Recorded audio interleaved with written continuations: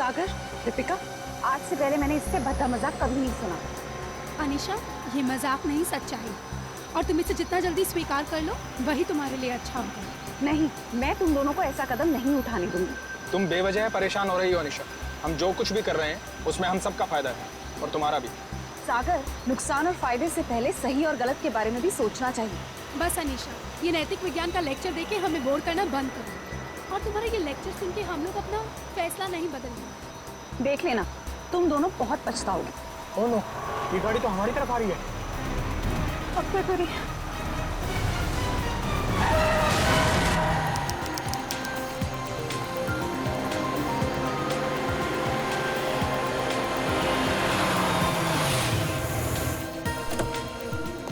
Hello sir. Hello. Hello ma'am. Sagar, क्या तुम मीर को अकेले ऊपर तक लेके जा पाओगे? पहले भी कई बार लेके गया हूँ। शराब पीने के बाद हमेशा ड्रामे करता है। ठीक है, तो मैं सोने जा रही हूँ, मुझे बहुत जोर की नींद आ रही है। अच्छा सुनो, सुबह जल्दी उठ के शादी में जाना है। Okay, good night. Good night. सुबह जल्दी मिलते हैं। सुनो, जल्दी आना, हमेशा की तरह लेट मत करना। ओके। सर, आपकी कुछ मदद करें? एक व्हील चेयर ले आओ। व्हीलचेयर की क्या जरूरत है सर? हम दोनों इन्हें ऊपर ले जाते हैं। आपका कमरा नंबर 303 है ना? जितना बोला उतना करो ना। माफ करें सर, अभी लाए।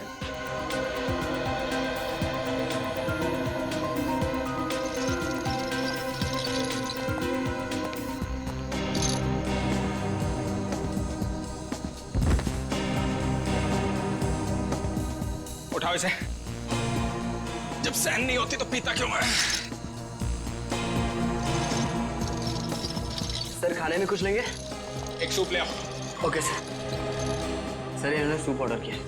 जब से ये लोग इस होटल में रहने आए हैं ना, ऐसा तीसरी बार हुआ है। पता नहीं इतनी शराब क्यों पीते हैं जब पचा ही नहीं सकते।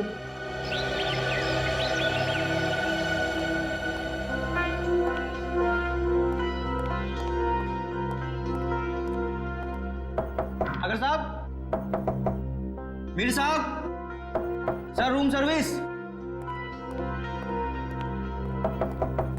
साहब, क्या हुआ? दरवाजा नहीं खोले? नहीं, देखना दोपहर हो गई है, लगता है इन्हें रूम की सफाई नहीं करवानी है। हो सकता है शायद सो रहे होंगे। सो रहे होंगे अब तक? हाँ, मैंने सुबह फोन भी किया था नाश्ते के ऑर्डर के लिए, लेकिन उन्होंने फोन नहीं उठाया। और आज तो उनको किसी शादी में भी जाना था सुबह। शादी में भी जाना था और अब तक सो भी रहे हैं? मतलब जरूर कुछ गड़बड़ है। तुम यहीं रुको, मैं मैनेजर साहब को लेके आता हूँ। ठीक है। मैं दीपिका जी को। साहब, साहब, साहब, दरवाजा खोलिए। देखिए मैडम, दोनों में से कोई भी दरवाजा नहीं खोल रहा है। सागर, सागर, दरवाजा खोलो। मीर, दरवाजा खोलो। सागर, हमें चिंता आ रही है, दरवाजा खोलो। मैम, मिस्टर मीर का तो समझ में आ रहा है, लेकिन सागर जी, वो तो कल रात नशे में भी नहीं थे। मैं फोन करती हूँ। फोन भी नहीं उठा रहे। मैम, अगर आप इजाजत है तो मैं मास्टर की से दरवाजा खोल सकता हूँ। हाँ प्लीज।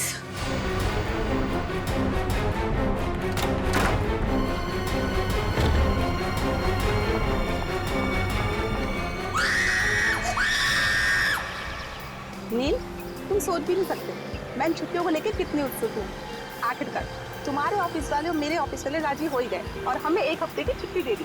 भाई समझ में नहीं आता कि इंसान अगर दिन में 14 घंटे काम करेगा तो भाई अपनी खूबसूरत बीवी के साथ वक्त कब बिताएगा? नहीं नील, तुम अपनी आंखें सड़क पर रखो। तुम जानते हो ना, तुम जब भी गाड़ी चलाते हो मुझे कितना डर लगता है। अरे तुम बेवजह घबरा रही हो। हाँ? अरे वो देखो, वो क्या है? वहाँ कोई लड़की जख्मी पड़ी है। देखो देखो। नील, हमें उसकी मदद करनी चाहिए। हाँ। सुनिए, सुनिए, आंखें खोलिए।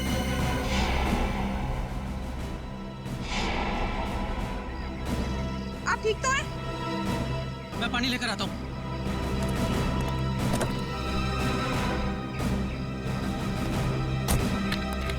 ये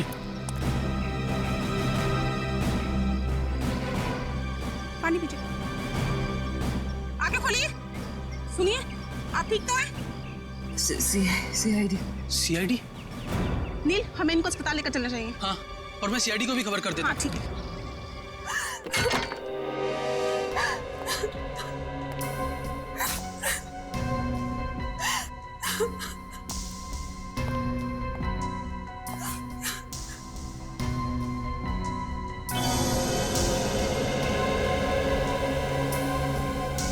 एसी भी ऑन है और खिड़की भी खुली है। आप लोगों में से किसी ने यहाँ किसी चीज को हाथ तो नहीं लगाया? नहीं सर, मैंने बस नब्ज देखी और आपको फोन करके बुला लिया। मुझे तो यकीन ही नहीं हो रहा है कि सागर और मीर नहीं रहे। कल रात तक तो अच्छे भले थे दोनों।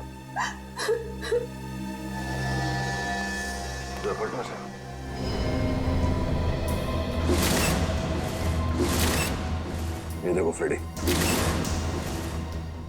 मीर का खून गला घोट के किया गया है। हाँ सर, गले पे लाल निशान साफ साफ दिख रहा है। निशान देख के लगता है कि नायलॉन के रस्सी से गला घोटा गया इसका।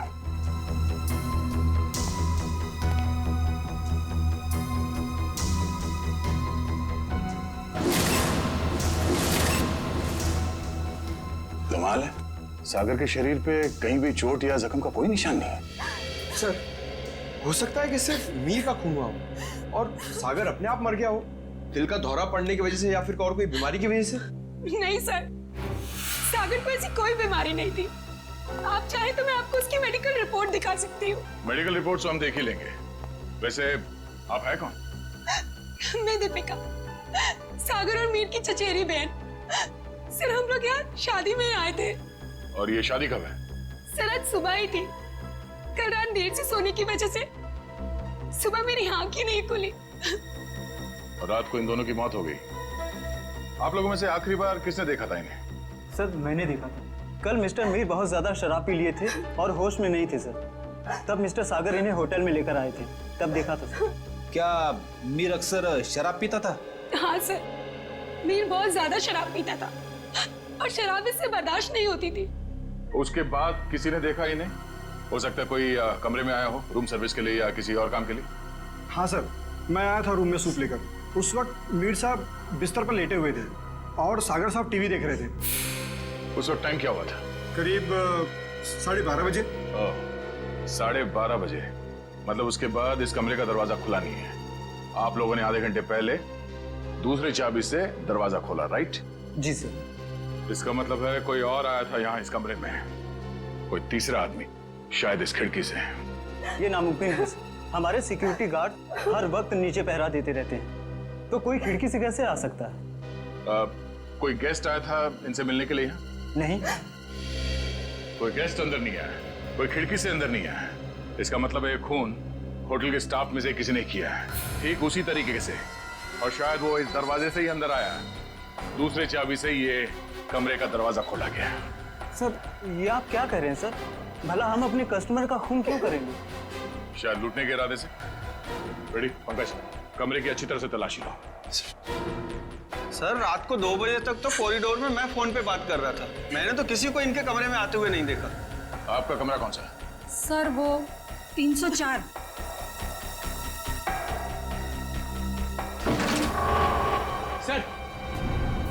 सर, इस ड्रॉर में पैसे मिले सर। पैसे? ओह, मतलब ये खून पैसों के लिए नहीं किया गया। और कमरे की हालत भी एकदम दुरुस्त है, ऐसा लगता नहीं है कि कोई हाथापाई हुई यहाँ पे। हाँ सर, अगर कोई बाहर वाला आदमी होता तो अपनी जान बचाने के लिए इन्होंने हाथापाई तो की होती। इसका मतलब ये है कि जो कोई भी था वो जान पहचान वाला ही था। क्यों दीपिका जी?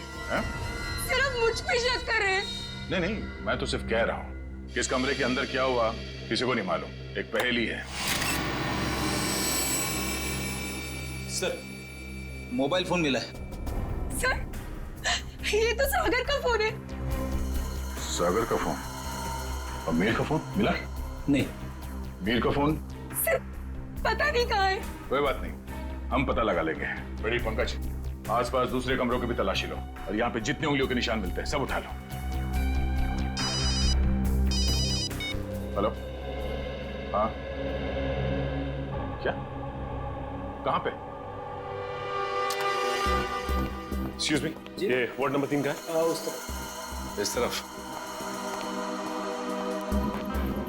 आप लोग सीआईडी से हैं? जी हाँ, नील आप ही हैं? जी आप ही ने हमारे सीनियर इंस्पेक्टर मिस्टर दया को फोन किया था। एक मरीज को हमारी जरूरत है। हाँ सर, वो एक लड़की है, वो मुझे और मेरी पत्नी को मरुआ रोड पे एक खाई के पास घायल अवस्था में मिली थी। घायल अवस्था में? जी हाँ सर, ऐसा लगता है जैसे किसी ने उन्हें जानबूझकर खाई में फेंक दिया था। उन्हें देख सकते हैं कहाँ है वो? हाँ, आइए सर। प्लीज। रेखा, ये लोग सीआईडी से हैं। अच्छा ये बताइए कि इनके पास से आप लोगों को कुछ मिला क्या? जी सर, सर इनके पास से हमें ये लाइसेंस मिला है। और सर ये मोबाइल भी मिला है। अनीशा, सर हमने सोचा कि इनके घर वालों को फोन करके खबर कर दें, तो हमने इन्हीं के फोन से कुछ लोगों को फोन किया, लेकिन किसी ने भी फोन नहीं उठाया। किसी ने भी फोन नहीं उठाया? हाँ सर। दीपिका, सागर, मीर। अरे सर, ये तो वही लोग हैं। इन सबको फोन किया था तुमने? जी हाँ सर, इनके फोन लिस्ट में इनकी सबसे ज्यादा बात इन्हीं लोगों से हुई थी, इसलिए। ठीक है, इनकी जान बचाने का बहुत बहुत शुक्रिया। आप लोगों की जरूरत पड़ेगी तो हम आपको इन्फॉर्म करेंगे। फिलहाल आप लोग जा सकते हैं। Thank you. डॉक्टर साहब, अब इनकी तबीयत कैसी है? सर इन्हें मामूली चोटें लगी है, पर सदमे की वजह से ये बेहोश हो गई थी।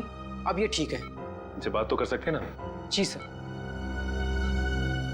अनीशा जी आंखें खोलिए। देखिए ये सीआईडी वाले आपसे कुछ बात करना चाहते हैं। देखिए अनीशा जी, आप घबराइए मत। आप ये बताइए कि आपके साथ क्या हुआ था, और ये दीपिका, मीर और सागर आपके लगते क्या है? वो मेरे चचेरे भाई बहन हैं, पर उन्होंने उसके साथ क्या किया? किसके साथ? मीर के साथ। देखिए अनीशा जी, मीर की मौत हो चुकी है और साथ ही साथ सागर की भी। क्या? हे भगवान, मुझे पहले ही लग रहा था जैसे कुछ गलत होने वाला है। अनीशा जी, आप क्या कहना चाहती हैं? प्लीज साफ साफ कहिए। हमारे एक रिश्तेदार की शादी होने वाली थी। कल रात हम चारों उसी के संगीत के फंक्शन से वापस लौट रहे थे, तभी मरुआ रोड पे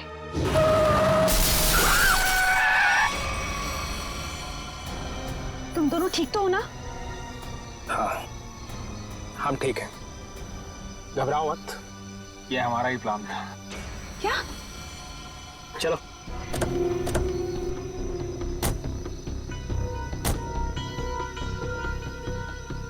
मीर का मोबाइल फोन रास्ते में कहीं फेंक देना, और ध्यान रहे जब तक हमें हमारा पैसा ना मिल जाए, मीर बेहोश ही रहना चाहिए। ये लो नया सिम कार्ड। मीर के परिवार वालों से फिरौती की मांग इसी नंबर से करनी है। और हाँ, हमें फोन मत करना, वक्त आने पर हम लोग खुद कांटेक्ट करेंगे। नहीं, मैं तुम दोनों को ऐसा कुछ नहीं करने दूंगी। मीर हमारा चचेरा भाई है। अनीशा, तुम हमारे प्लान में दखल अंदाजी मत करो, वरना क्या? मीर को हम बाद में खुद देख लेंगे, पहले तुम इसको ठिकाने लगाओ। ये क्या कर रही हो तुम मेरे साथ? दीपिका, तुम मेरे साथ ऐसा कैसे कर सकती हो? दीपिका और सागर पैसों के लिए कुछ भी कर सकते हैं। छोड़ो मुझे। ओह, तो मतलब दीपिका और सागर अपने चचेरे भाई मीर को अगवा करना चाहते थे? हाँ सर, अगर ये बात मुझे पहले पता होती कि उनके दिमाग में ऐसी कोई खिचड़ी पक रही है, तो मैं मीर को पहले ही सावधान कर देती। लेकिन मैं भी फंस गई बेवजह उनके प्लान में, और जब मैंने उनका साथ देने से इनकार कर दिया, तो उन्होंने मुझे चलती गाड़ी से नीचे खाई में फेंक दिया। क्या जमाना आ गया है, रिश्तेदार एक दूसरे के साथ ऐसी घिनौनी हरकत कर सकते हैं? वो तो अच्छा हुआ, वहाँ एक पेड़ की वजह से मैं खाई में नीचे गिरते गिरते बच गई, वरना मैं भी मीर के साथ मारी जाती। मगर सागर की मौत कैसे हुई? इसी का पता हम भी लगा रहे हैं। सर, लगता है दीपिका इस पूरे जुर्म में मिली हुई है। उसी ने होटल के कमरे में जाके दोनों को मार दिया। वही तो, तभी तो उसने हमें अनीशा जी के बारे में भी नहीं बताया। लेकिन वो मीर को मारेंगे क्यों? वो तो सिर्फ उससे पैसे चाहते थे। तभी तो वहां पे उन्होंने कुछ गुंडों को भी बुलाया था, जिससे कि मीर को पता ना चल पाए कि उसे अगवा किया किसने। हो सकता है सागर और दीपिका के बीच में पैसे के बंटवारे को लेके लड़ाई झगड़ा हो, और इसीलिए वो लोग अपने प्लान में कामयाब नहीं हो सके। हेलो पंकज, हमें शक है कि मीर और सागर के खून में दीपिका का हाथ है। एक काम करो, उसे जल्द से जल्द अरेस्ट कर लो। क्या? दीपिका भाग गई? ठीक है। दीपिका होटल से भाग गई? हाँ फ्रेडी, दीपिका भाग गई। अनीशा जी, इस केस को सॉल्व करने में हमें आपकी मदद चाहिए। जरूर सर, मैं आपकी मदद करने के लिए तैयार हूँ। क्या बात है डॉक्टर साहब, बड़ी मेहनत हो रही है। आपकी डॉक्टर तारिका, वो तो चली गई छुट्टी लेकर के, और दो लाशों का बोझ मेरे कंधों पर। अरे सर, तारिका जी को थोड़ी ना मालूम था कि ऐसा केस आने वाला है, और वैसे भी उन्होंने पहले से आपसे छुट्टी ली थी, और सारी टिकट वगैरह पहले से ही बुक हो चुकी थी। हाँ सर, अभिजीत ने खुद लाइन में लगकर टिकट की बुकिंग करवाई थी तारिका जी के लिए। हाँ। है ना? अरे यार, ये राज की बातें तू सबके सामने हाँ सालुंखे, अब तक तो तूने मेरे हुनर ऑफिसर्स को बता ही दिया होगा कि मौत हुई कैसे। बस आपके ये होनहार ऑफिसर, इन्हें किसी और चीज से फुर्सत मिले तो लाश की बात करें ना। देखिए सर, हम लोग यहाँ सिर्फ लाश की बातें ही करने आए हैं। Oh, really? जी बताइए बताइए। बस इस मीर की मौत हुई है गला दबाने की वजह से। किसी ने बहुत ही होशियारी के साथ इसकी जुगुलर वेन को दबा दिया और तोड़ दिया, और ये काम किसी एक्सपर्ट का है। वो अच्छी तरह से जानता है कि गले के कौन से हिस्से को दबाने से जल्दी से मौत हो जाएगी। मीर ने शराब भी पी रखी थी ना? शराब भी पी रखी थी, और मीर के खून में मुझे एक ड्रग मिली है, डोडीन नाम की ड्रग, जो इंसान को बहुत गहरी नींद में सुला देती है। जब इस मीर का खून हो रहा होगा ना, इसे पता भी नहीं चला होगा। ये मीर होटल जाने से पहले संगीत के फंक्शन में गया था, शायद वहीं किसी ने इसे ये ड्रग दी होगी। नहीं, मीर की मौत हुई कब? मीर की मौत हुई है लगभग 16 घंटे पहले। 16 घंटे पहले? मतलब जब सागर मीर को व्हील चेयर के ऊपर बिठाकर होटल के अंदर ले जा रहा था, तब तक ये मीर मर चुका था? बिल्कुल दया। इनफैक्ट सागर मीर को नहीं, मीर की लाश को कमरे में ले जा रहा था। तो सागर की मौत कब हुई? सागर की मौत हुई है मीर की मौत के ठीक 12 घंटे के बाद, और सागर की बॉडी पर कहीं किसी किस्म की चोट के निशान नहीं है। तो फिर इसकी मौत हुई कैसे सालुंखे? इसकी मौत हुई है सफोकेशन की वजह से। किसी वजह से इसका दम घुट गया, ऑक्सीजन ने इसके फेफड़ों में जाना बंद कर दिया, और इसी वजह से सागर की मौत हो गई। पर सर, सागर का दम घुटा कैसे?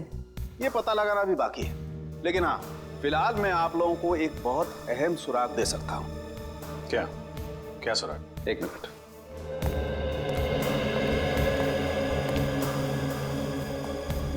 बस ये मीर के कपड़ों के रेशे, और इस पेट्री डिश में सागर के कपड़ों के रेशे।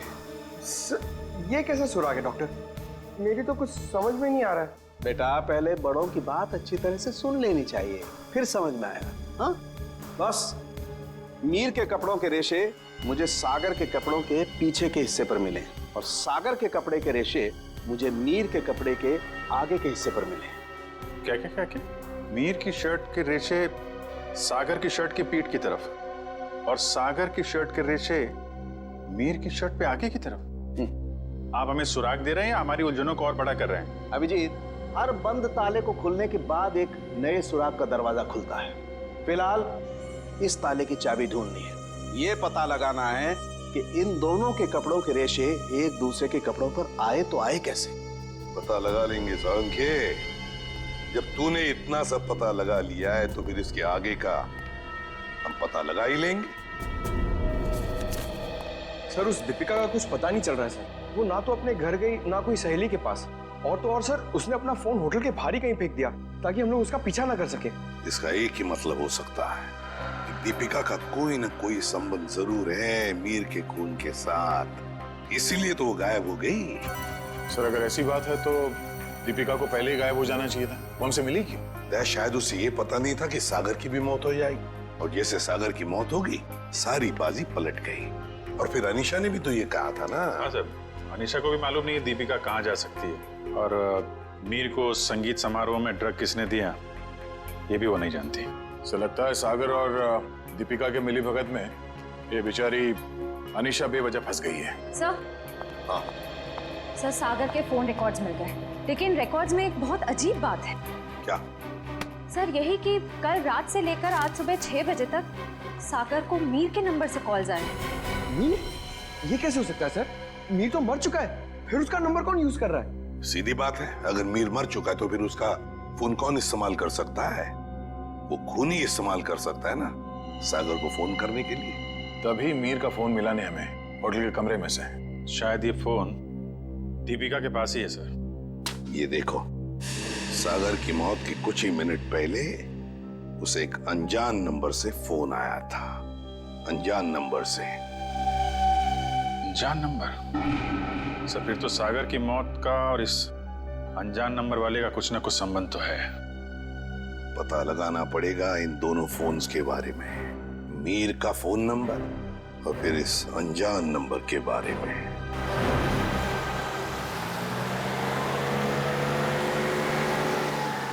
बस आप यहीं गाड़ी रोक दीजिए।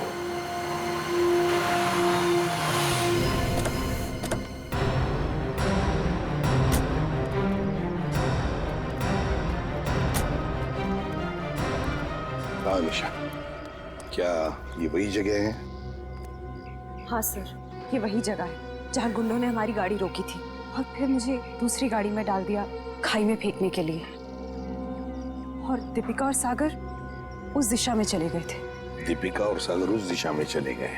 जी सर। लेकिन एक बात बताओ निशा, तुम्हें पूरा यकीन है कि ये वही जगह है, वही सड़क है? रात का समय था, हो सकता है तुम कुछ भूल कर रही हो। नहीं सर, मुझे पूरा यकीन है ये वही जगह है। जब गुंडे हमारी गाड़ी के आगे आए थे तो हमारी गाड़ी वो पेड़ से टकराई थी। उस पेड़ से? जी सर।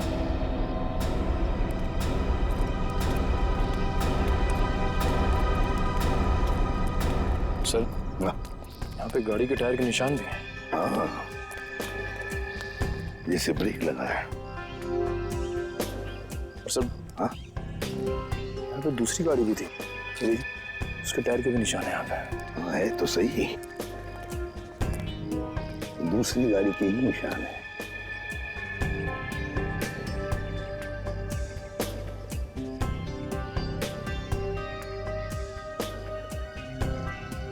ये देखो, कांच के टुकड़े, कांच के टुकड़े। सर, शायद मीर और दीपिका की गाड़ी के होंगे। हाँ, हो सकता है। लेकिन सर, उनकी गाड़ी जब होटल में आई थी तो सही सलामत थी। वही तो फ्रेडी, वही तो। जब उनकी गाड़ी होटल में आई थी तो बिल्कुल सही सलामत थी। जरूर गाड़ी की मरम्मत की गई होगी, क्योंकि जब हमने गाड़ी होटल पर देखी तो बिल्कुल वैसे के वैसे थी जैसे कुछ भी नहीं हुआ था उस गाड़ी को। ये कुछ और ही चक्कर है।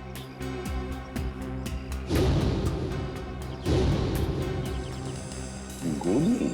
निखिल, थोड़ा सेब देना।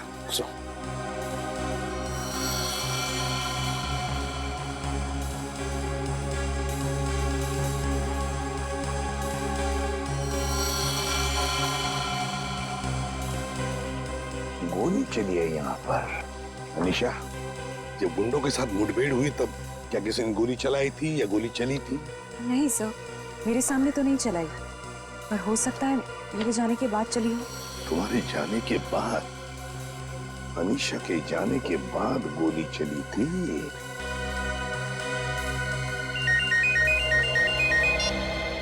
आ गया। अच्छा, सागर को मिहिर के फोन से जो फोन आया था वो कहां से आया था उसका पता चल गया है? हम जहां पर खड़े वहां से 15 किलोमीटर दूरी पर है, कोई ढाबा है। एक काम करो, डिटेल लोकेशन का एमएमएस भेज देना या एसएमएस भेज देना, ठीक है? Great work. सिस्टर, आप अनीशा को हॉस्पिटल ले जाना। निखिल, फोन करके दूसरी गाड़ी का इंतजाम करो। ढाबा।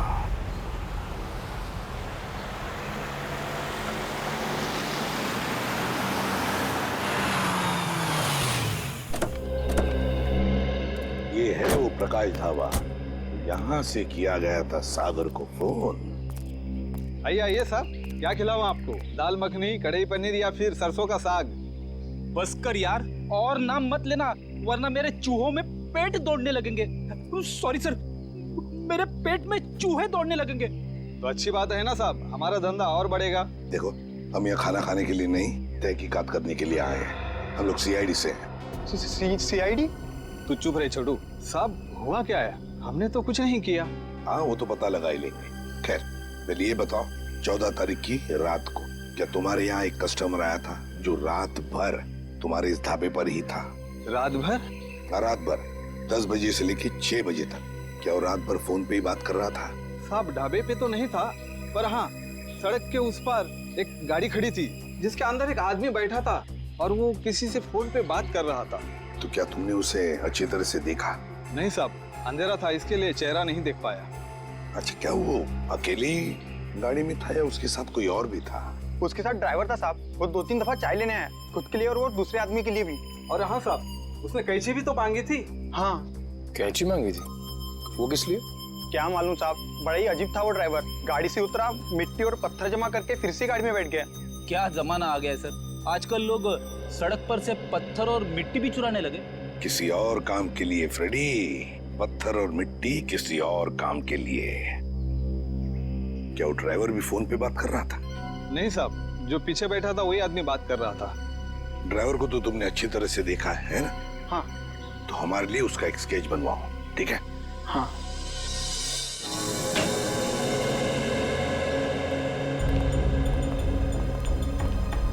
ये है वो उलझी हुई पहली डॉट साहब। मीर की लाश यहाँ पड़ी थी, सागर की वहाँ। मीर की मौत 7:30 बजे हुई थी और सागर की उसके 12 घंटे के बाद, है ना? और मीर की मौत की वजह है नायलॉन की रस्सी से गला दबाना, सागर की मौत की वजह है दम घुटना। पर अभिजीत, कमरे में कोई तीसरा आदमी था नहीं, क्योंकि कमरे का दरवाजा अंदर से बंद था। सर, इस केस में सबसे अजीब बात तो यह है कि सागर ने मीर की लाश के साथ 12 घंटे क्यों गुजारे? और सर, मीर का खून सागर ने किया होता तो वो लाश को वापस होटल में लाने का खतरा क्यों उठाता? अक्सर खूनी खून करने के बाद लाश को किसी सुनसान जगह फेंक देता है। तुम दोनों के सवालों का जवाब इस चलते हुए एसी और इस खुली हुई खिड़की के बीच छुपा हुआ है, जो दया को क्राइम सीन पे दिखाता है। सर, ये भी तो हो सकता है कि सागर का दम घुट रहा हो और उसने खिड़की खोल दी हो ताकि खुली हवा में सांस ले सके। नहीं सचिन, बात इतनी आसान नहीं है। मैंने बताया था ना आप लोगों को कि मुझे मीर की कमीज पर सागर की शर्ट के रेशे और सागर की शर्ट पर मीर की कमीज के रेशे मिले। दोनों की कमीजों पर एक दूसरे के कपड़े के रेशे हैं। Yes sir. सर, ये दोनों की कमीज पे एक दूसरे का धागा मिलना, चलते हुए एसी के बाद भी खिड़की का खुला हुआ होना, ये एक ही बात की तरफ इशारा कर रहा है।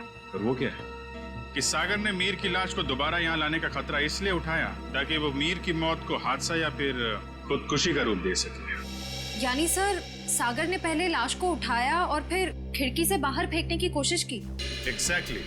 उसने सोचा होगा कि सबसे कह दूंगा कि शराब के नशे में मीर खिड़की के नीचे गिर गया, लेकिन इसके पहले कि वो अपने प्लान में कामयाब हो पाता, उसकी मौत हो। हाँ सर, ये गुत्थी आधी तो सुलझ गई, लेकिन एक बात समझ में नहीं आई कि इस कमरे में सागर और मीर के अलावा कोई भी नहीं था, तो फिर सागर की मौत अचानक कैसे हो गई? सचिन, उसकी मौत का राज उस अनजान फोन कॉल में छुपा हुआ है जो उसे सुबह सुबह आया था।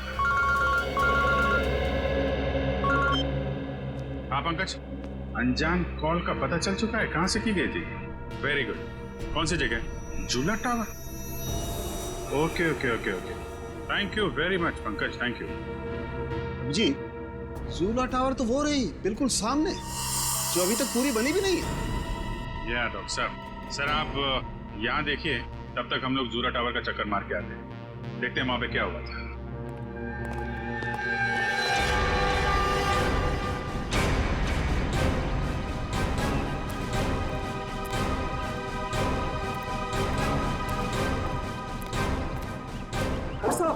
कौन है आप लोग? कहाँ जा रहे हैं? सीआईडी से हम लोग, हमारी ससुराल वाले। सीआईडी? कुछ हुआ है क्या साहब? क्या बात है साहब? साहब कुछ तो बताइए। चुपचाप आओ, पीछे पीछे हमारे, समझे?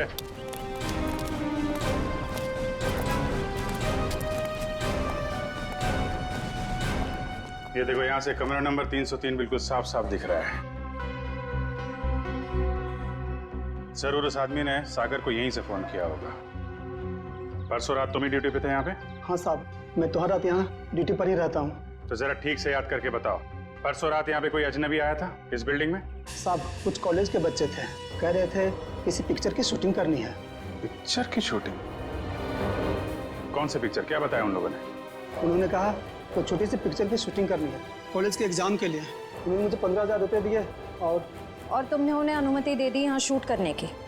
जी, मुझे लगा मेरी और मेरे बच्चों की मदद भी हो जाएगी। और खूनी की भी। खूनी? हाँ खूनी। तुम ही बताओ, उन लोगों का नाम नंबर कुछ है तुम्हारे पास? नहीं साहब। अच्छा ये बताओ कि वो बच्चे आए कैसे? साहब, वो लोग नीले रंग की गाड़ी में आए थे। नीली गाड़ी? गाड़ी का नंबर क्या? गाड़ी का नंबर याद नहीं, बहुत अंधेरा था। अच्छी चौकीदारी कर रहे हो, उनका नाम पता तक नहीं लिया तुमने, सिर्फ गाड़ी का रंग याद है बस। गलती हो गई साहब। पर हाँ साहब, एक बात है जो शायद आपको कुछ काम आ जाए। क्या बात? साहब, वो लोग उस कैमरे की बात कर रहे थे जो अपने साथ लेकर के आए थे। कह रहे थे महंगा है, संभाल के रखना, भाड़ा देना है। भाड़े का कैमरा? सर श्रेया और पंकज लगे हुए हैं कि स्टूडेंट्स ने फिल्म का कैमरा कहां से किराए पे लिया था। गुड। और दया, ड्राइवर का स्केच बन गया? हाँ सर, वो स्केच हमने सभी एम्प्लॉयमेंट एजेंसी में भेज दी है। बहुत जल्द उसकी पहचान हमारे सामने होगी। तू यहाँ? हाँ यार, लैब में बैठा बैठा बोर हो रहा था। मैंने सोचा आप लोगों के साथ ब्यूरो में चल के चाय पी लेता हूँ। अरे चाय तो हम आपको जरूर पिलाएंगे डॉक्टर साहब, लेकिन ऐसा कौन सा सबूत हाथ लग गया है जो आप भागे भागे यहाँ चले आए? सुराग हाथ में तो नहीं लगाया अभिजीत, लेकिन लगने वाला है। ये देखो, ये चार्ट देख रहे हो? ये तो कोई कैलकुलेशन चार्ट लगता है। किस चीज का चार्ट है ये? बॉस, ये मीर और सागर की मौत का कैलकुलेशन चार्ट है। अगर मेरी कैलकुलेशन सही निकल गई ना, तो इस सागर के दम घुटने का राज यूं पता चल जाना, यूं। सर आइए। सर ये मिस्टर सोहन है। उन कॉलेज स्टूडेंट्स को कैमरा किराए पे इन्होंने ही दिया था। कौन से कॉलेज के स्टूडेंट्स थे वो?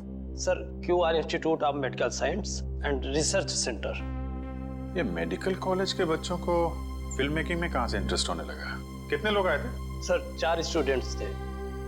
4 लोग? तो उनमें से किसी ने तो अपना नाम बताया होगा। हाँ सर, एक लड़के ने अपना नाम और नंबर दिया था। क्या नाम है उसका? सुनील। सर नंबर बंद आ रहा है उसका, रास्ते भर ट्राई कर रहा था मैं। जरूर इस मेडिकल स्टूडेंट में से कोई है जो इन दोनों पर नजर रख रहा था, मीर और सागर पर। हाँ सर, और सुबह जिस प्राइवेट नंबर से सागर को फोन आया था वो भी इनमें से किसी ने किया होगा। बस इस मेडिकल कॉलेज में जाकर इन स्टूडेंट्स से मिलो, जरूर कोई ना कोई सुराग तो मिलेगा ही मिलेगा। हेलो, ड्राइवर का पता चल गया? कहाँ रहता है वो?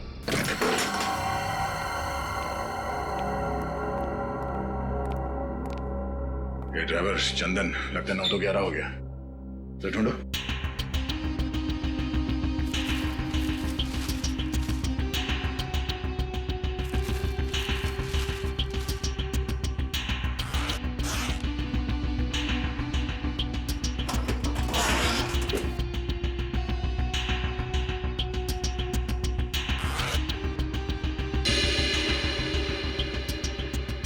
पंकज, पैसों का बैग तो यहीं पे है।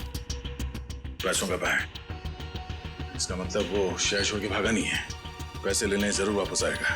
अरे भाई साहब, जी साहब इधर आना। जी साहब, अरे ये चंदन कहाँ गया, कुछ पता है क्या? गाड़ी तो यही है, यही कहीं होगा। ठीक है, आप जाइए। कहीं ये वही गाड़ी तो नहीं जिसे ढाबे वाले ने देखा था? चलो देखते हैं।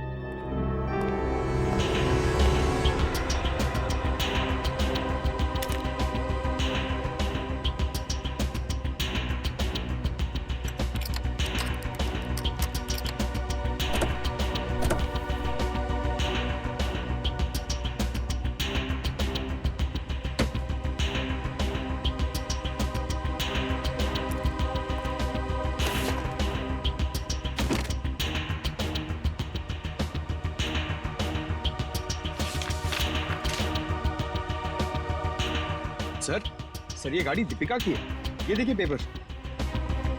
दीपिका की गाड़ी? और ये देखो, पत्थर पे सूखा हुआ खून। शायद ये वही कंकड़ पत्थर है जिन्हें ड्राइवर ढाबे के पास से इकट्ठा कर रहा था।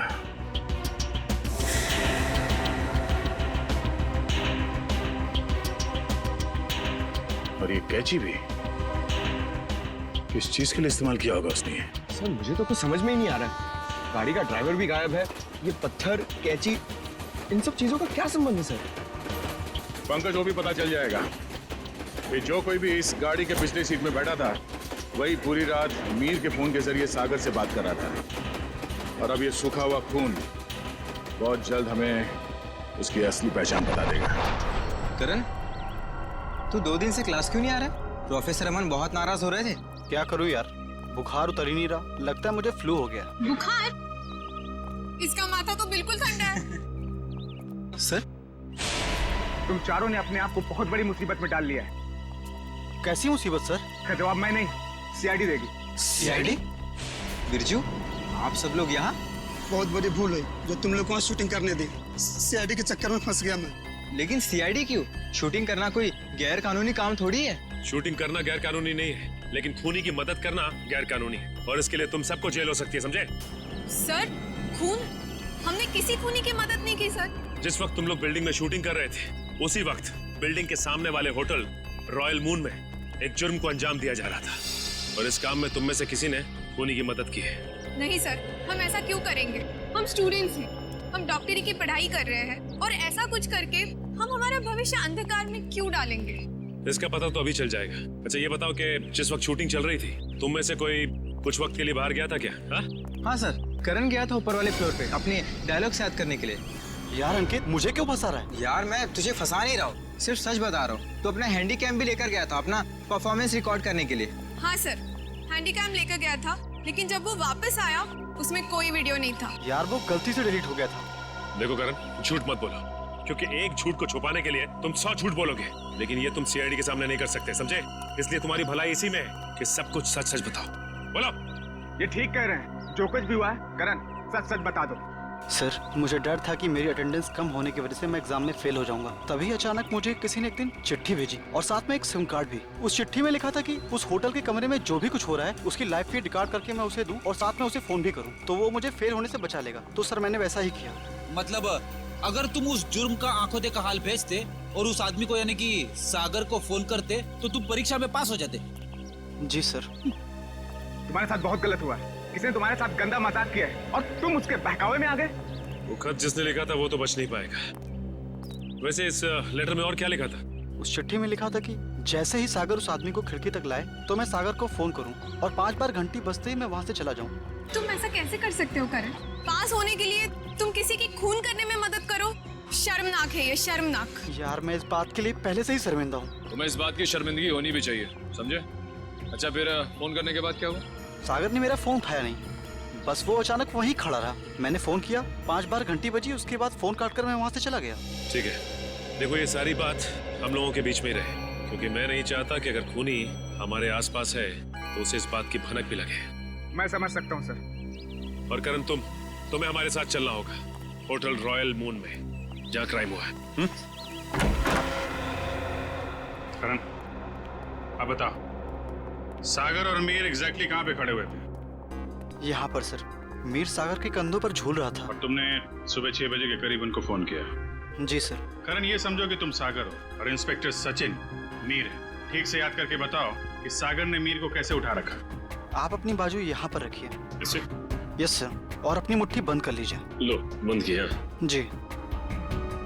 ओह, तो इसका मतलब मीर के हाथ सागर के कंधों पे नहीं बल्कि गर्दन के पास थे। जी सर। इस तरह से? जी। और फिर तुम्हारे फोन करने के बाद क्या हुआ? मुझे कहा गया था कि फोन का रिंग 5 बार बजने के बाद तुम वहाँ से चले जाना। फोन तो बजा पर फोन सागर ने उठाया नहीं। उठाता कैसे भैया? उस वक्त तो मीर सागर का खून कर रहा था। मीर सागर का खून कर रहा था? सर ये कैसे मुमकिन है? मीर तो खुद एक लाश था। तो तुमसे किसने कहा श्रेया की लाश खून नहीं कर सकती? सालुंके साहब, आप भी फ्रेडी की तरह। 1 मिनट सचिन, मैं कोई आत्मा की बात नहीं कर रहा हूँ, मैं साइंस की बात कर रहा हूँ। मैं रिगर मोर्टिस की बात कर रहा हूँ। याद है अभिजीत, कुछ सालों पहले भी ऐसा ही केस हुआ था। तुम पूछना अपने एसीपी साहब से। उस केस में एक लाश ने एक आदमी को गोली मारी थी।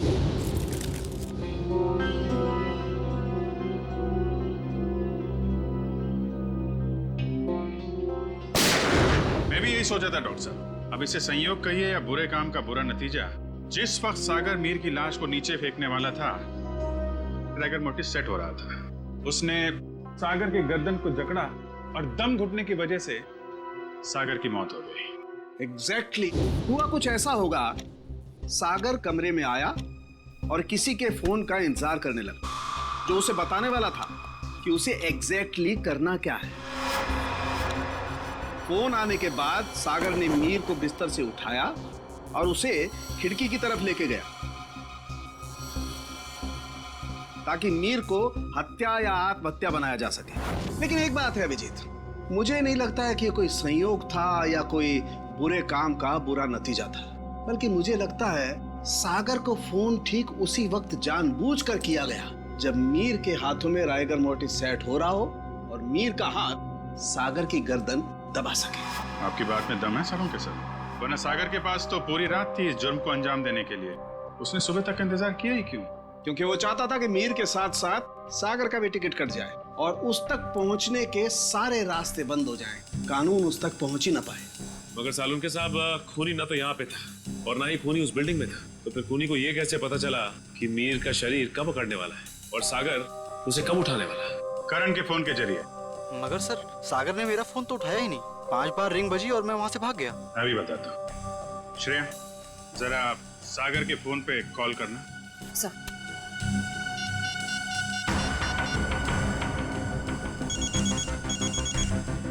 ठीक है। सचिन, अब जरा तुम कॉल करना।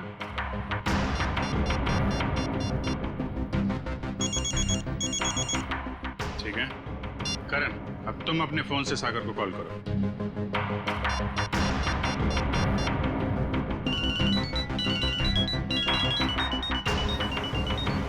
ये क्या सर, मेरे फोन करने पर अलग तरह की रिंग बजी?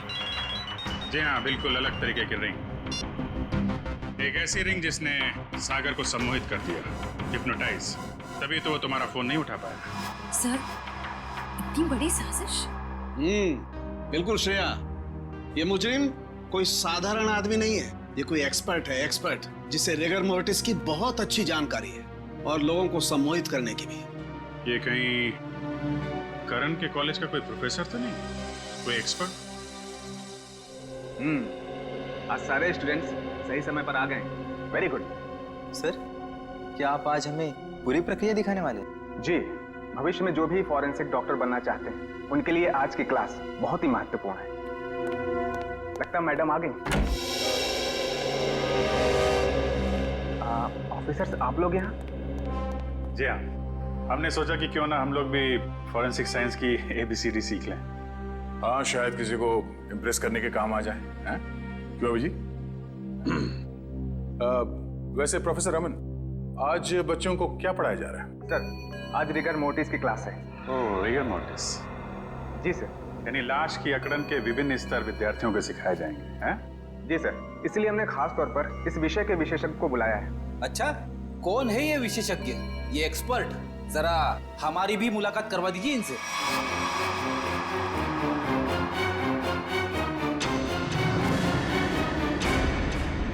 अरे फ्रेडी, विशेषज्ञ को नहीं पहचाना तुमने? हैं? प्रोफेसर अनीशा, जरा इनका खिला खिला चेहरा देखिए। ऐसी मुस्कान है इनके चेहरे पे जैसे मुजरिमों को तब होती है जब उन्हें गलतफहमी हो जाती है कि वो CID से बच गया। क्यों? ये कैसी बातें कर रहे हैं आप? वैसे खून की प्लानिंग तो वाकई बहुत सोच समझ के की थी आपने, मगर एक गलती कर दी। CID को हल्के में आंक लिया। क्या बकवास कर रहे हैं आप लोग? मैंने कोई खून नहीं किया है, मैं तो खुद घायल हूँ। उन्होंने मुझे खाई में फेंक दिया था। क्या भूल गए हैं आप लोग? हम कुछ नहीं भूले, शायद आपकी याददाश्त कमजोर है।